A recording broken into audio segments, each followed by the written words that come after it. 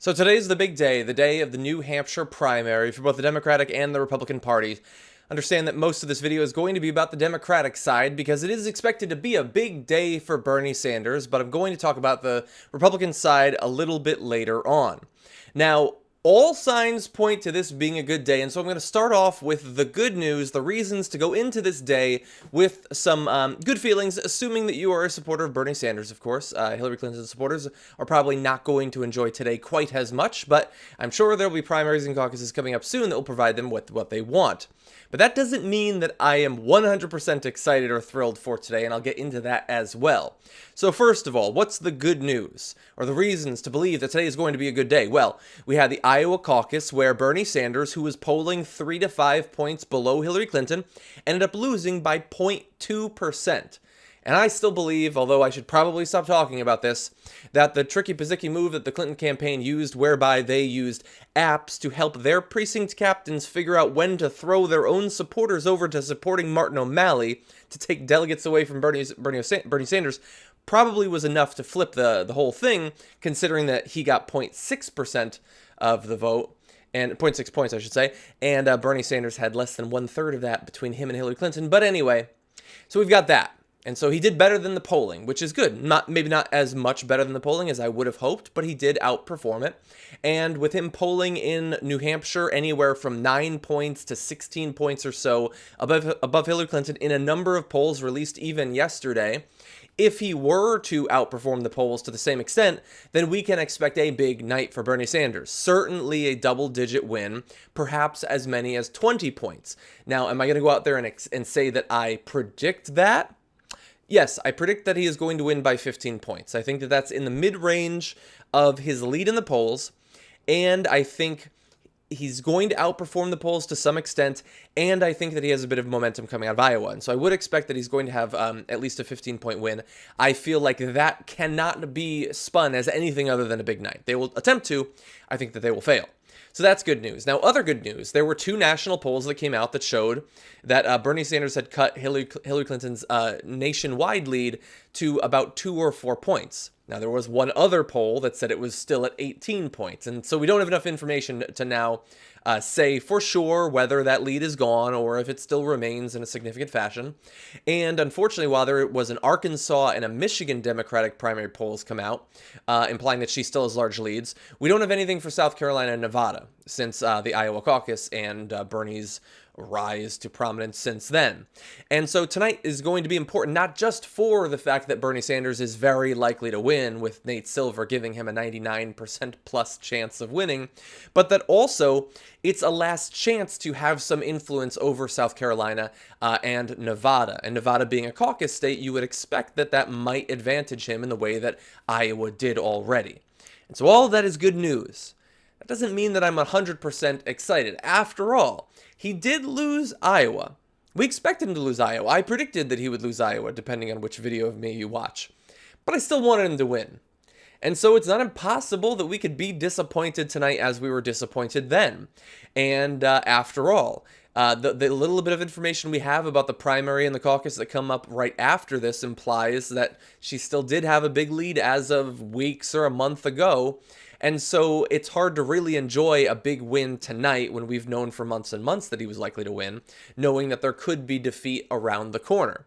Now, this is something I'm not going to talk too much about because I have talked ad nauseum on it on the show, on the Young Turks, and on our debate coverage over the course of the last weekend, the GOP debate.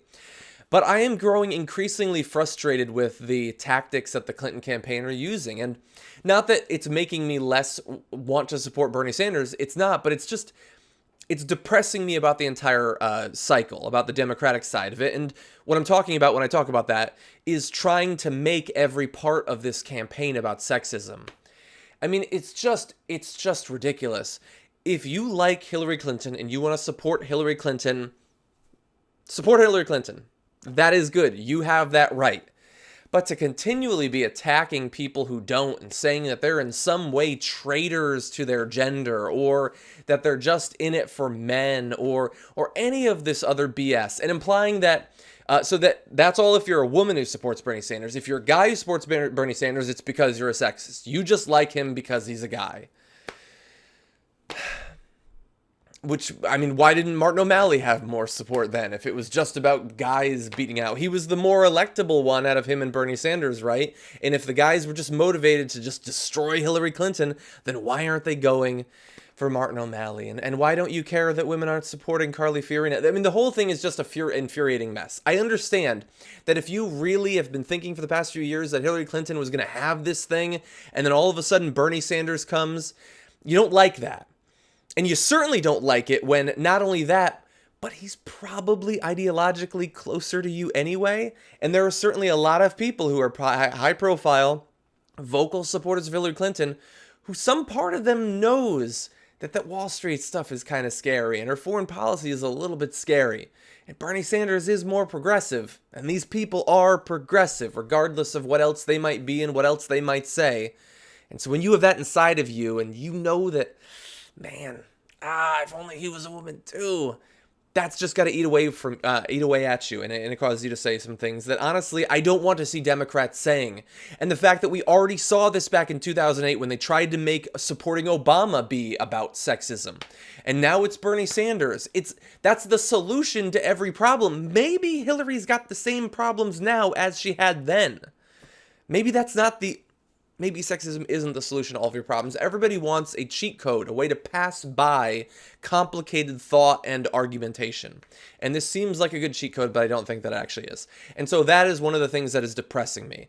Because I really worry that, look, if Bernie loses, I will support Hillary Clinton. I will still be extremely critical of every move that she makes vis-a-vis our economy or the big banks, Wall Street regulation, things like that. I'm going to be extremely nervous about what she'll do in regard to foreign policy decisions, escalation in Iraq and Syria and Afghanistan. But I'll still be excited for all sorts of other things because she is on most issues a progressive.